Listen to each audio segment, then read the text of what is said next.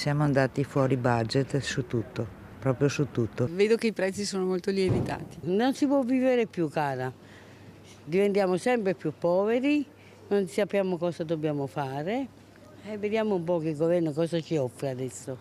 È la verità questa, sa. Gente stanno sulla soglia della povertà. Si cerca di stare attenti alle spese che si fanno, cercando di risparmiare sul superfluo se si può, cercando comunque di togliersi delle piccole soddisfazioni. Adesso quando si va a fare la spesa i 50 euro, con i 50 euro non si compra più quello che si comprava una volta, esci che hai 3 cose nel carrello e hai speso 50 euro così.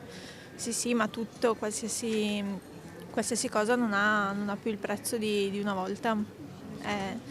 E dall'altra parte gli stipendi però sono aumentati. Dipende, io abito in Australia, per cui è relativamente economica rispetto all'Australia.